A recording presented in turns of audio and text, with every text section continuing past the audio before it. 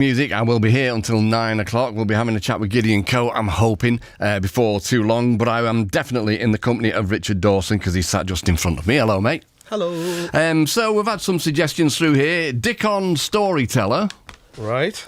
Dickon being, you know, a version of Richard, of ye old. Storyteller. Everybody agrees that you're a great storyteller. Yeah, that's a solid no, but thank you for the...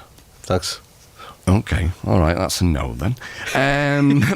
Plangent Lionheart from Martin in Wellingborough. Right. These are all quite old worldy, aren't they? They've gone down the old worldy We're route. picking up on something here, aren't we? And obviously Lionheart, Richard. We've got Zaphod Beeblebrox the second. That's good, yeah. Which is not going down the medieval route, I don't think. No, I'll go with that one, that's good. Marc in Torquay, so Zaphod Beeblebrox the second. I'll put that over there. That's the winner at the moment. What about Jackdaw from Gordon in a very chilly Fife? Chili Fife is stronger. I have to say. I think I had a chili Fife the other over winter. Did it warm up eventually? Oh, it sorted itself out.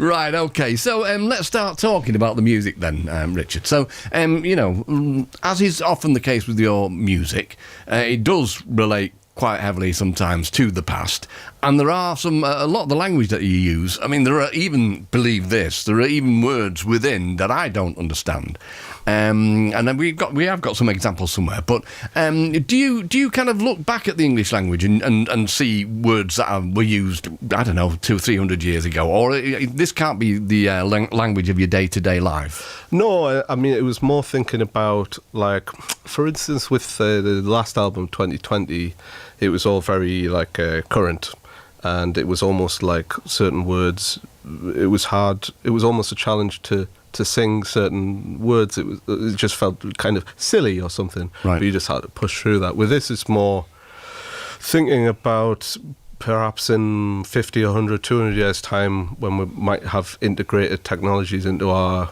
bodies, and we've already on the way with things like Google Glass, and we were talking before about the ear implants, Babelfish, this translation app. I think it's realistic to sort of imagine that when we meet someone, we'll be able to sort of call up an amount of data about them. Perhaps, is this person single? Are they employed? Are they healthy? Have they got a criminal record? Things like this. But also we'll be able to converse with any language.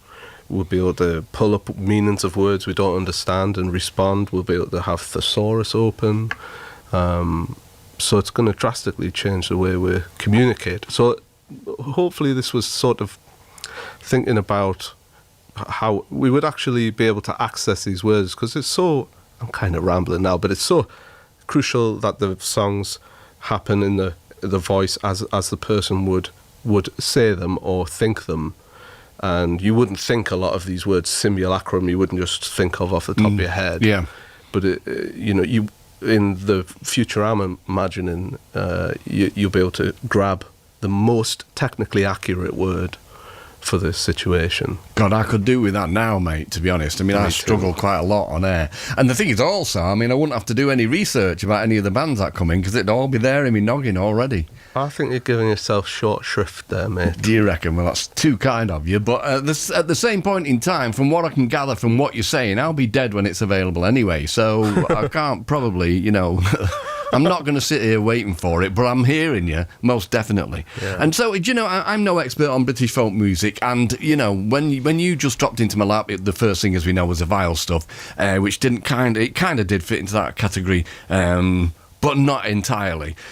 Do you see any kind of peers for yourself at the moment? Who do you see standing amongst you in your kind of a DNA pool, for want of a better phrase? Well, someone who had a huge effect on me was Nev Clay, who's a Newcastle songwriter, and he's the best songwriter in the world as far as I'm concerned. He's a beautiful man as well. He's my hero. His DNA is present in everything I do. You can find his music online. Nev Clay. Nev Clay is a very, very beautiful songwriter. He's born to it. And maybe at the moment I love Sun Ra and Elian Radigue, and Arthur Russell is in the third slot of this holy trinity. Right. But I definitely, you know, like, I wouldn't put myself up with those people. They're like, God level. But this is always in my thought. Their approach is like all of the imperfections and I don't know. But yeah, Sun Ra, Nev Clay, Elian Radid. Well, I need to check out Nev Clay, because if you speak highly of him, then I must find some of his material. And so you did use the phrase career-ending disaster. We were joking about your new album, The Ruby Chord, but the first song on it is 40 minutes long, and the first section of it is very ponderous, and it does kind of make the Vile Stuff seem like Agadoo by Black Lace by comparison. Did you deliberate long and hard as to whether you could make a record quite so brave? No, I was really encouraged. I'd read Thomas Pynchon, a few of his books whilst I was making it, and a lot of the kind of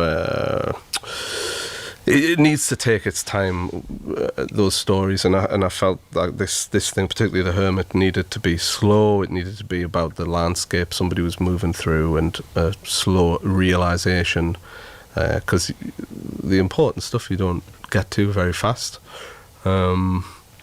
So it wasn't. I was sort of encouraged that this was good, and we kept, me and Sam in the studio, Sam Grant of Pigs, who I record with. He was egging me on. I was egging him on, and it just sort of, it needed this 11 minutes to set the scene where the character is asleep or unconscious or not in being yet. I don't know what's the word there.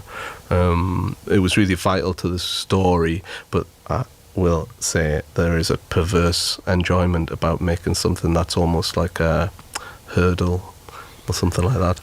It's good to slow people down, and something against the algorithm, something against these big companies who streaming platforms. Yeah, I mean, it's a wonderful, remarkable thing. There isn't going to be a radio edit, because if there was a radio edit, it would still probably be 30 minutes long. So it's just, I just salute you, mate. Like I say, every record that we get from you is just another, adventure, for want of a better phrase. So what song are you going to do for us now, then? I'm going to try and do Museum.